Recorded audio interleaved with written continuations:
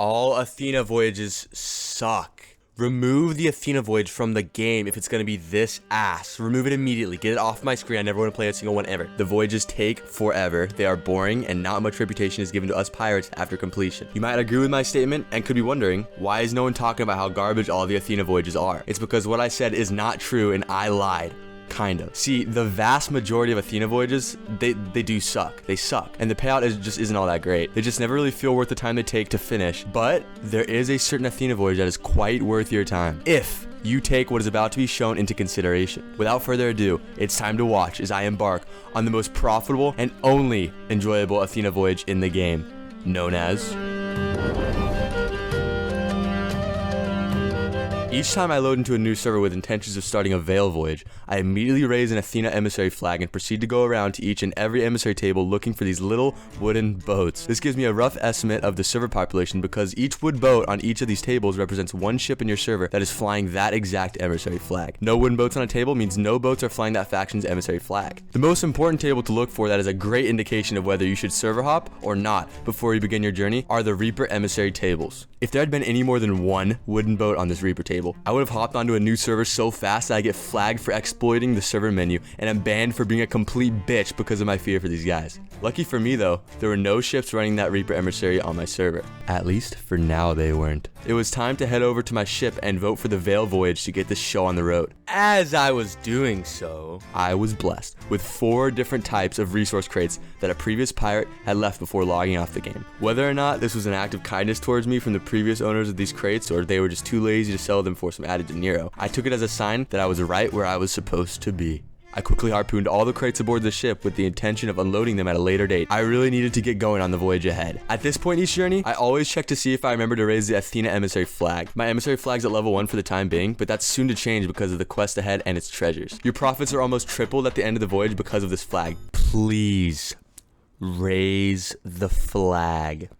Raise the flag. After equipping the sickest looking most don't mess with me figgy head, it was time I start the voyage. With one of my goals always being to finish any task in this game as fast as humanly possible, I began flipping through my quest book at ungodly speeds. After dozens of paper cuts and paper shards in my eye holes, it looked like I was being sent to the Crooked Masts. I was off. I got to a good resting point on the season, decided that the ship didn't need my guidance at the moment. Anytime I get to a resting place similar to this, I see it as a perfect opportunity to organize barrels, check for enemy ships, or unload whatever needs to be unloaded. My objective at Crooked Mast was to find this goth lady. With reading that she was posted up at the tallest peak of the island, I began my ascent. The journey to the top ended up being a little scarier than anticipated. There were snakes everywhere. After seeing and jumping over too many snakes to count, this snake that was defending the bridge to stop me from completing my quest on the island had gone one step too far. I decided to trick shot his ass into the deepest depths of hell for what he had tried to do to my voyage completion time. After minutes of looking for Goth Girl, running through caves and jumping over more snakes, it seemed as if I were never going to find her. Until, in the corner of my eye, I saw her. Everything was going to be okay. I booked a tour and instantly stole her lantern. I guess she got pissed because once I turned around from cross-mapping a bat, she had summoned a statue to serve as a roadblock which was blocking my only exit off of Everest. I began lighting each ancient statue ablaze and even snapped both my legs at one point trying to get to an ancient statue after the usually reliable mid-air lantern 180 spin glitch didn't work as it usually does. I lit the final statue and the boss fight commenced.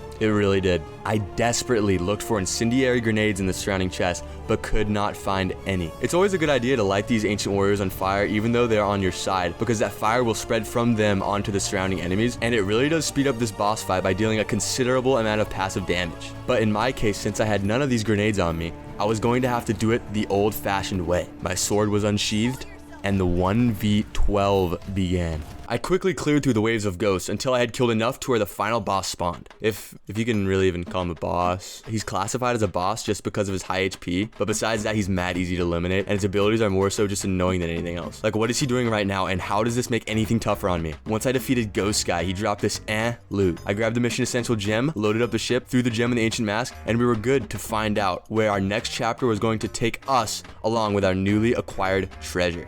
The Sunken Grove. On the way out, I managed to hit 2 360s in a row on some island hopping ghosts. I guess my aim had been sighted in ever since the snake on the bridge fiasco, and I really was ready for whatever challenge lay ahead on this forthcoming quest. I launched myself from this cannon upon arrival at Sunken Grove with a gun full of ammo and an inventory full of whatever grenades I would need for this next task. Yo, I came prepared. After my rather elegant landing, I took a second glance at the quest book just to see if the directions I had just read over were real or if I had misread them. I was in disbelief. After all that preparation, I had still shown up to this endeavor so majorly unprepared. I was quested to find the main mega boss of this entire voyage, Suds. He had the directions that led to the second to last Veilstone and was supposedly waiting for me at a path on the island that led to the cave. And so I searched. I knew I was getting close because I had managed to find the cave itself before I had found the path that leads into it with Suds near it. Sure enough, at the end of the cave, there it was, Suds. He was trying to use his cute face as a way to slow down travelers like me and ruin our Athena Voyage completion time. In the moment, I couldn't think of a plan to steal his wallet while simultaneously escaping Suds in his cute face, so I did what I knew best. I fought. I had never been so close to such a legendary boss before, yo. Relax. I got a little nervous, okay? I got a little nervous. I'm not gonna lie, I'll be honest. After our grueling battle, he managed to take us both down, but I didn't die in vain. Once I came back from Ghost Boat Purgatory, I still had Suds' wallet along with the directions I needed to continue the voyage. Recently going to hell had apparently removed my bookmark from the quest book, and so I had to flip through an entire book just to find out that Suds had kept the shittiest directions of all time in his wallet. We had stolen pictures. Luckily, I recognized a mask that had candles on it from one of the images on the left page and was able to decipher what final island was next on our list of places to visit. We were being sent to Shipwreck Bay. As I was traveling to Shipwreck, I decided to check the map for potential threats. Let me tell you, threats were spotted. There was a Reaper. He was only level 2 at the time, but who knows how fast he'll get to level 5 and come hunt us down with his emissary ship seeing abilities. My own emissary grade had risen to level 3 after I defeated the ghost captain and brought all Athena loot aboard from the first chapter of the voyage. I was definitely a serious target for a Reaper. I marked him on the map for safety, then continued on the trip. My appearance at Shipwreck Bay was met with balls. The skeleton was determined to sink me, and so I retaliated. After 2 sniper shots that both definitely hit, but didn't register because of the hit reg issues in the game, the server lag relaxed a bit, and I was, in the end, able to eliminate the threat with minor damage to the ship. Shortly after repairing the ship, it was time to use the pictures we stole from Suds to get the second to last Veilstone and whatever valuables were on the island. I pulled out the quest book and searched for this black symbol. Within seconds, I was able to identify a key feature in the image. The skeleton bird cage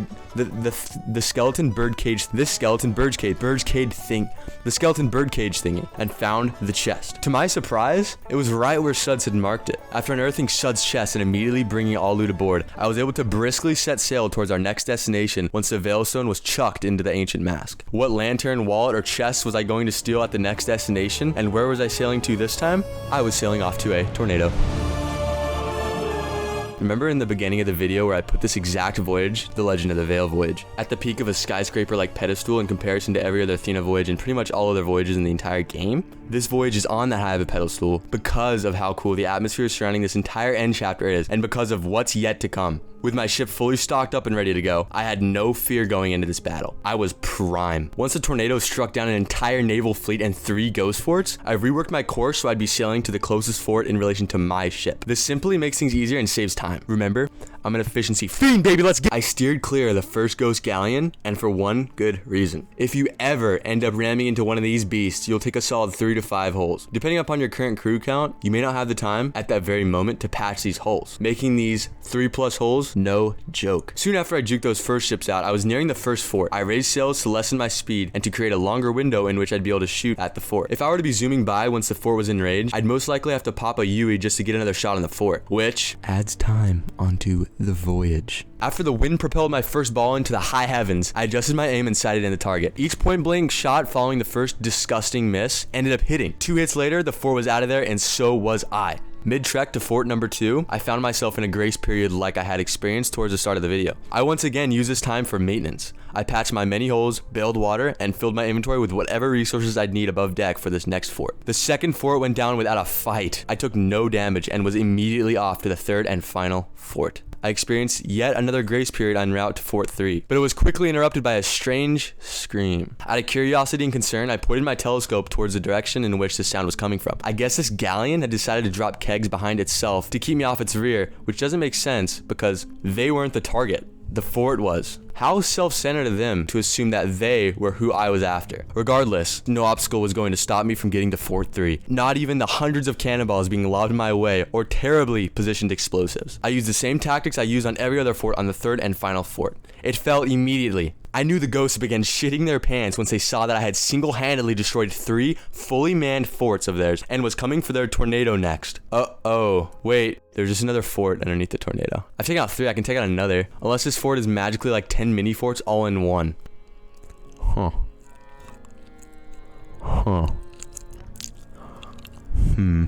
Each of the towers took 3 hits to take down, but were small and positioned at a difficult elevation to hit. The toughest tower to hit was definitely the center bell tower, but eventually, that fell as well, after I slowed the ship and got a lethal angle on it. By now, I was nearing the end of this battle. I had taken out all but 3 fortifications, and onward I went. Everything was going great up until it was time to take out the final tower. I embarrassingly pinned myself in a corner with no escape. I decided to target the last tower to get this thing over with instead of altering course and repairing ship, just to come at this fort with a better angle. I became so dialed in on this final penthouse fortification that I forgot about my ship's health and wellness. I fought valiantly, but this failure to repair and defend what was rightfully mine quickly became fatal.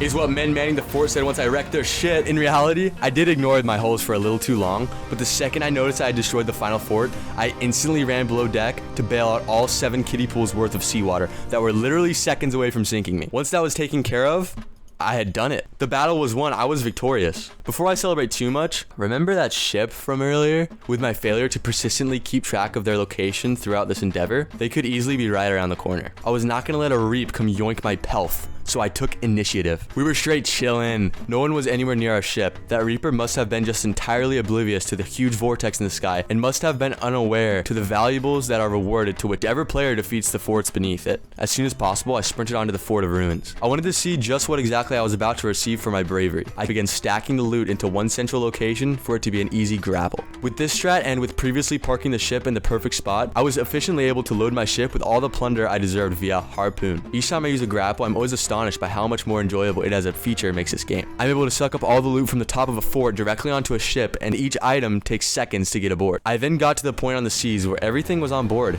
and it was time to go sell what I had earned. With my recently achieved level 4 Athena's Emissary flag, and before making it to the nearest outpost to sell, I made sure to officially complete the voyage by placing the 3rd and final veilstone into the mask. With the flag being at level 5, a 1.5 times multiplier for gold and reputation was added onto any Athena's related loot that I'd sell. With the help of James S. Dober and his pulley system, I could easily sell all of my loot. This was easily the most satisfying part about the voyage. I was truly racking in the big bucks and reputation thanks to the Sovereign's Hut. The voyage was a complete success. From start to selling, this particular voyage took almost exactly 1 hour. An hour's work in return for a quarter's rise in Athena reputation at level 17 would be entirely unheard of just a couple of months back. But now, because of the Veil voyage, it was very possible. With the loot sold and the emissary flag lowered, my time on the seas had come to an end. The voyage was complete. I felt it was only right if I gave back to the same lobby that had given to me so much. With that, I loaded up all my gathered resources into one storage crate and left it for whatever pirate would take my spot on the server in the near future. It was then time for me to abandon ship